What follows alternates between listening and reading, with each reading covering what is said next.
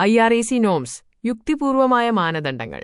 പരിഷ്കരണ പദ്ധതിയുടെ ഭാഗമായി നരസിംഹം കമ്മിറ്റി യുക്തിപൂർവമായ മാനദണ്ഡങ്ങൾ പ്രുഡൻഷ്യൽ നോംസ് എന്ന പുതിയൊരാശയം ബാങ്കുകൾക്കായി നിർദ്ദേശിച്ചു. ഇതനുസരിച്ച് ഓരോ ബാങ്കും അവയുടെ ആസ്തികളെ പ്രത്യേക മാനദണ്ഡങ്ങളുടെ അടിസ്ഥാനത്തിൽ തരംതിരിക്കേണ്ടതുണ്ട്. ബാങ്കുകളുടെ മേൽനോട്ടം കാര്യക്ഷമമാക്കുന്നതിനാണ് ഇത്തരത്തിൽ വിവേകപൂർണമായ മാനദണ്ഡങ്ങൾ നിശ്ചയിച്ചത്. സാമ്പത്തിക മേഖലയുടെ സുരക്ഷിതത്വവും അഖണ്ഡതയും ഉറപ്പുവരുത്താൻ ബാങ്കിംഗ് മേഖലയിൽ സുതാര്യമായ കണക്കെഴുത്ത് സമ്പ്രദായം കമ്മിറ്റി നിർദ്ദേശിച്ചു. ഇത് കണക്കുകൾ വ്യക്തമാക്കുന്നതിനും ബാങ്കിന്റെ ധനകാര്യസ്ഥിതിയുടെ യഥാർത്ഥ ചിത്രം വെളിപ്പെടുത്തുന്നതിനുമാണ്. ഉദ്ദേശങ്ങൾ: വരുമാന തിരിച്ചടവിനുവേണ്ടി ആസ്തിയുടെ ഗുണവും അളവും വർദ്ധിപ്പിക്കുക, കിട്ടാക്കടത്തിനുള്ള കരുതലുകൾ കുറച്ച് ആസ്തിയുടെ അന്തസ്സ് ഉയർത്തുക, ബാലൻസ് ഷീറ്റിൽ നിന്ന് നഷ്ട ആസ്തികൾ കുറച്ച് പര്യാപ്തത മുതൽമുടക്ക് പുരോഗമിപ്പിക്കുക. ഈ കണക്കെഴുത്ത് സമ്പ്രദായത്തിൽ താഴെപ്പറയുന്ന ഘടകങ്ങൾ ഉൾപ്പെടുന്നു. വരുമാന തിരിച്ചറിവ്, ഇൻകം റെക്കഗ്നീഷൻ. പുതുക്കിയ ബാങ്കിംഗ് സമ്പ്രദായം ആവിഷ്കരിക്കുന്നതിനു മുമ്പ് വാണിജ്യ ബാങ്കുകൾ അവരുടെ ബാലൻസ് ഷീറ്റ് കൂടുതൽ ആകർഷകമാക്കുന്നതിനുവേണ്ടി വായ്പകളിൽ നിന്ന് ലഭിക്കേണ്ട പലിശ, അക്രൂഡ് ഇൻട്രസ്റ്റ്, മൊത്തത്തിൽ വരവ് ചെയ്ത് തയ്യാറാക്കിയിരുന്നു. ആയതിനാൽ ബാങ്കുകളുടെ യഥാർത്ഥ സാമ്പത്തിക നിലവാരം മനസ്സിലാക്കുന്നതിന് ബുദ്ധിമുട്ട് നേരിട്ടു.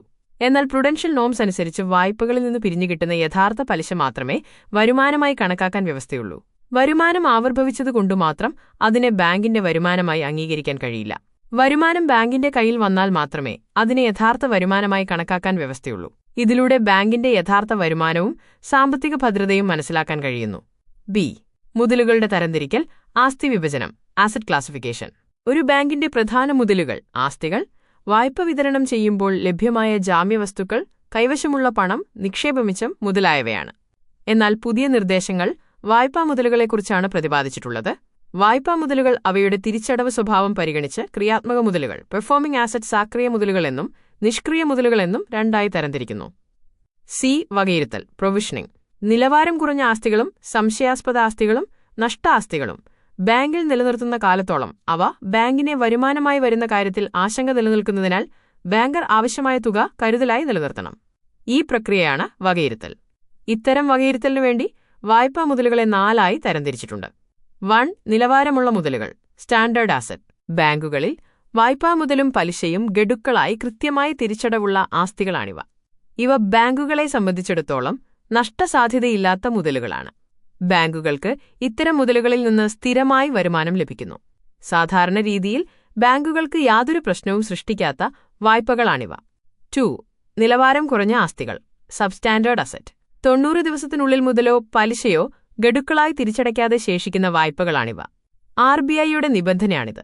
കാലാവധി വായ്പകളിൽ വായ്പാ ഗഡുക്കൾ, പലിശ തിരിച്ചടവ് തുടങ്ങിയ അക്കൗണ്ടുകളിൽ 3 മാസത്തിലധികം പലിശതുക അടക്കാതിരിക്കുകയോ ചെയ്താൽ അവ നിലവാരം കുറഞ്ഞ മുതലുകളായി സ്വീകരിക്കും. സംശയാസ്പദമായ മുതലുകൾ doubtful assets.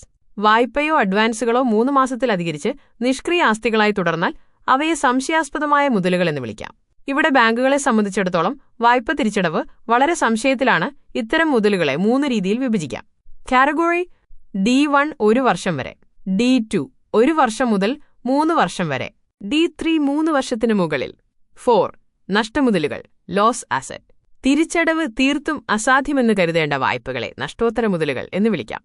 RBI inspector, bank auditor ചുമതലപ്പെടുത്തിയിട്ടുള്ള ഉദ്യോഗസ്ഥർ ഇവരിൽ ആരെങ്കിലും കൃത്യമായി വിലയിരുത്തിയതിനു ശേഷം ആണ് ഈ പട്ടികയിൽ വായ്പ മുതലുകളെ ഉൾപ്പെടുത്തുന്നത്. നിശ്ചിത ആസ്തികൾ സ്റ്റാൻഡേർഡ് അസറ്റ്സ്. ഈ വിഭാഗത്തിൽ വായ്പകൾ കൃത്യമായി തിരിച്ചടയ്ക്കുന്നുണ്ടെങ്കിലും മുൻകരുതലായി നിശ്ചിത ശതമാനം തുക ബാങ്ക് മാറ്റിവെക്കണം. കാർഷിക ആൻഡ് ചെറുകിട ഇടത്തരം വായ്പകൾ SME വായ്പാത്തുകയുടെ 0.25%. വാണിജ്യ വായ്പകൾ കമേഴ്ഷ്യൽ റിയൽ എസ്റ്റേറ്റ് വായ്പാത്തുകയുടെ 1%. മറ്റ് വായ്പകൾ വായ്പാത്തുകയുടെ 0.4%. നിലവാരമില്ലാത്ത ആസ്തികൾ സബ്സ്റ്റാൻഡേർഡ് അസറ്റ്സ്. തിരിച്ചടവ് മുടങ്ങാൻ തുടങ്ങുന്ന വായ്പകളാണിവ. ഇതിൽ ബാങ്ക് കൂടുതൽ തുക കരുതൽ ധനമായി മാറ്റിവെക്കണം. സുരക്ഷിതമായ ഭാഗം സെക്യൂർഡ്. വായ്പയുടെ ഉറപ്പുള്ള ഭാഗത്തിന് 15%. സുരക്ഷിതമല്ലാത്ത ഭാഗം അൺസെക്യൂർഡ്. വായ്പയുടെ ഉറപ്പില്ലാത്ത ഭാഗത്തിന് 25%. സംശയാസ്പദമായ മുതലുകൾ D1 വിഭാഗം. ഇതിൽ സെക്യൂർഡ് ഭാഗം 25%, അൺസെക്യൂർഡ് ഭാഗം 100%. D2 വിഭാഗം. ഇതിൽ സെക്യൂർഡ് ഭാഗം 40%, അൺസെക്യൂർഡ് ഭാഗം 100%. D3 വിഭാഗം. ഇതിൽ 2 ഭാഗങ്ങളും സെക്യൂർഡ് ആൻഡ് അൺസെക്യൂർഡ് 100% വീതമാണ്. നഷ്ട ആസ്തികൾ 100% ലോസ് ആസറ്റ് തിരിച്ചുപിടിക്കാൻ സാധിക്കാത്തതിനാൽ മുഴുവൻ തുകയും 100% വകയിരുത്തേണ്ടി വരുന്ന കിട്ടാക്കടങ്ങളെയാണ് നഷ്ട ആസ്തികൾ ലോസ് ആസറ്റ്സ് എന്ന് പറയുന്നത്.